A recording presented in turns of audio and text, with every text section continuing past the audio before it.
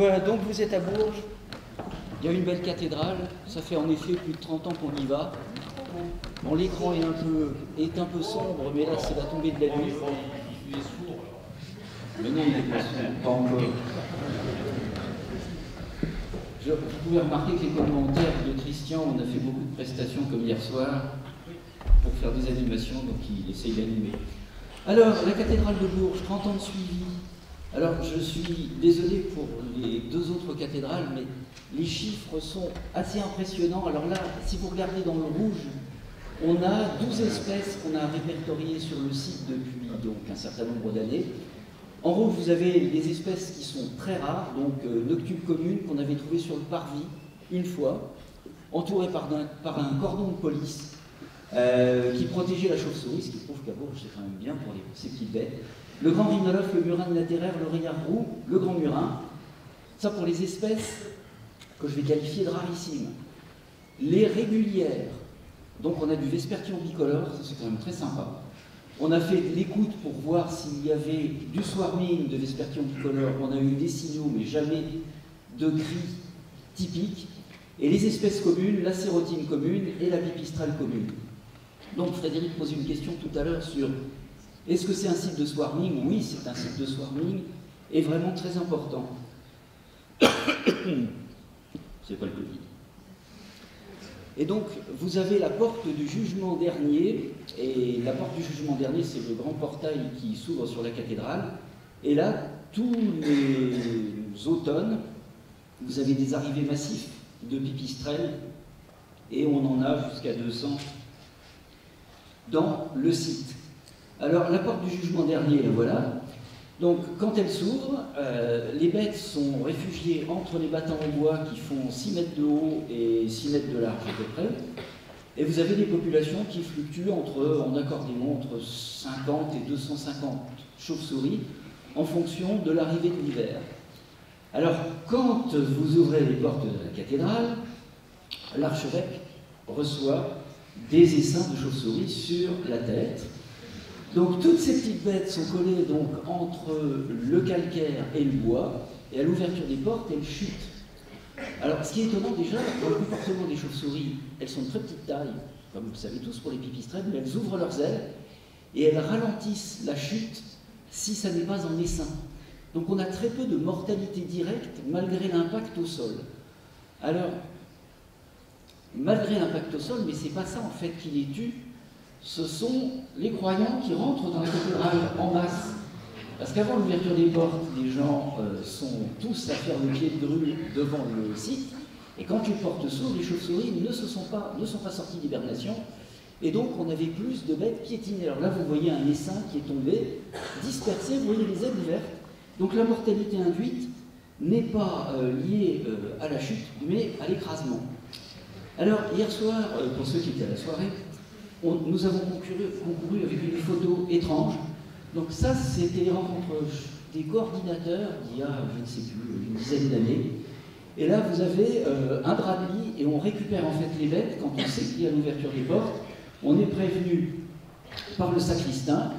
On y va avec des draps, les portes s'ouvrent, les chauves-souris tombent. Alors c'est pratique parce que ça permet de les peser, de les sexer, de les compter, et on les relâche. Alors, le seul problème, c'est que ça crée un événement, généralement, qui perturbe la messe. Et généralement, on fait une concurrence déloyale à l'office. Alors, si jamais ceux qui restent ce soir sur Bourges peuvent aller voir l'aménagement qu'on a essayé, enfin, qu'on a réalisé, parce que, pallier à cette intervention constante pendant les grands offices, alors vous avez, pendant l'hiver, vous avez Noël, vous avez l'arrivée des rois mages, ouverture des portes, vous avez Pâques, ouverture des portes, et à Pâques, il reste encore des bêtes. Donc on a essayé de trouver une solution, et on a contacté la DRAC, mais alors vraiment au bluff, en disant la cathédrale est classée à l'UNESCO. Est-ce qu'on pourrait mettre un gîte, et pas un petit gîte, un grand gîte qui couvre toutes les portes du jugement dernier, côté interne à la cathédrale? Et on a eu un très très bon accueil.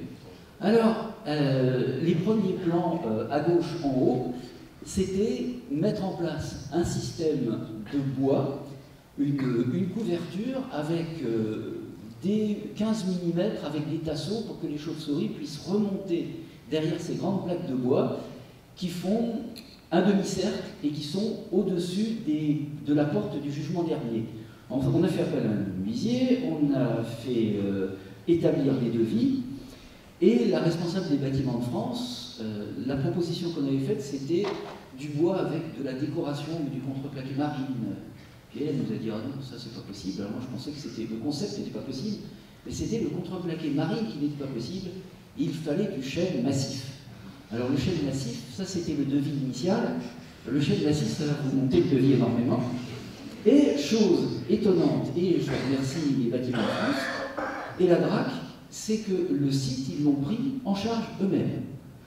Donc, on s'est retrouvé avec le montage du site, avec les menuisiers. Donc là, ça vous donne un petit peu la taille de l'aménagement, la taille des planches. Et donc, le site a été mis en place. Alors, c'est juste à côté du site lui-même qu'on a implanté, il y a le grand orgue. Le grand orgue va être réaménagé et derrière le grand orgue, nous avons le même phénomène de fissure entre le bois et le calcaire. Il y a toujours 10-15 mm et vous avez des chauves-souris qui hibernent. Alors elles hibernent au pied du grand orgue. Donc elles se chopent tous les concerts. Visiblement, ce sont des chauves-souris mélomanes, elles restent. Le site est donc aujourd'hui en place depuis, je crois que ça fait 3 saisons. Et on est maintenant, quand vous allez à la cathédrale, donc si vous regardez, vous êtes dans la nef, vous regardez la sortie extérieure, vous ne verrez même pas le gîte. Il est complètement adapté à la cathédrale. On a gardé, les menuisiers ont gardé exactement les mêmes alignements de planches. La même teinte a été faite et c'est du chêne massif, comme sur la porte. Alors maintenant, la question c'est, est-ce que ça marche? Parce que ça a mobilisé quand même beaucoup de gens. Et en effet, ça marche. Alors, il faut que les chauves-souris se fassent au site. Et là, au dernier comptage, donc là, vous avez eu l'ouverture des portes, et vous voyez dans les cercles rouges des petites masses de pipistrelles. Alors là, on a un tiers peut-être presque la moitié des portes, avec l'aménagement qui est vu donc vers le haut. Donc on a la planche de bois massif, on a le calcaire, et les pipistrelles ont commencé à s'y mettre. Alors je voudrais retourner vraiment au début. Le problème, c'est que vous avez des dessins en calcaire à gauche. Ces structures-là qui sont en demi-cercle, c'est là où se nichent les pipistrelles aussi. Et ce site-là, on n'a pas pu le remplir de bois. C'est impossible. Donc on a toujours une partie des populations qui est là et qui est encore soumise aux chutes. Donc on espère qu'il y aura un apprentissage au fur et à mesure. Voilà, si vous avez des questions.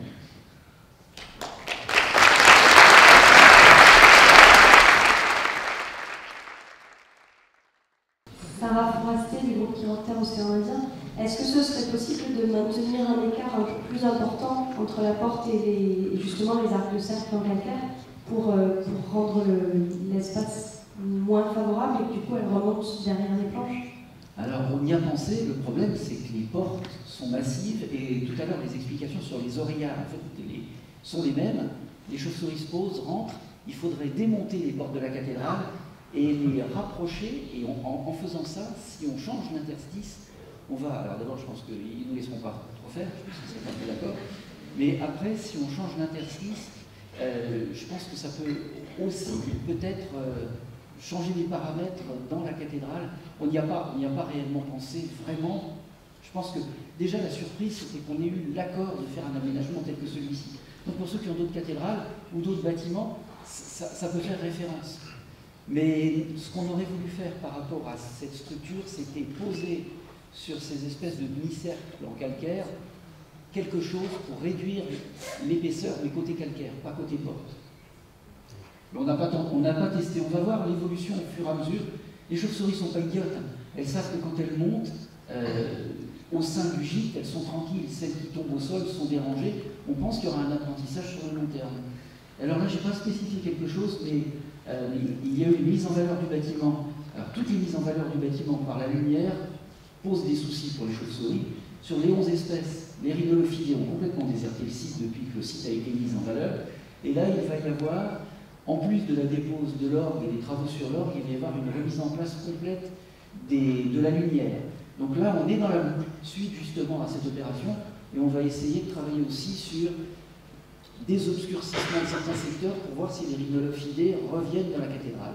Il y avait des petites chapelles, enfin des petites chapelles, je ne suis pas compétent dans le domaine de l'architecture, mais des petites structures en voûte dans lesquelles les petits rhinolophes étaient relativement présents. Donc ça fait partie aussi des avantages d'avoir de bons contacts avec la DRAC, les bâtiments de France, et les utilisateurs réguliers, le clergé. Sophie Leclerc du Club de Lecture. La question, est-ce que c'est Chauve-qui-peut qui a dû trouver le menuisier? Est-ce que c'est la DRAC qui s'est occupée de cette partie-là? Non, là c'est Chauve-qui-peut. C'est le même menuisier qui avait participé à l'opération de l'IUT, ceux qui étaient électifs. Par contre, il y a une demande de la DRAC pour que le menuisier soit agréé ou on le propose. Il a été pris, ce n'était pas le menuisier des Bâtiments de France, mais il faut faire une proposition aux Bâtiments de France que ça leur agrée.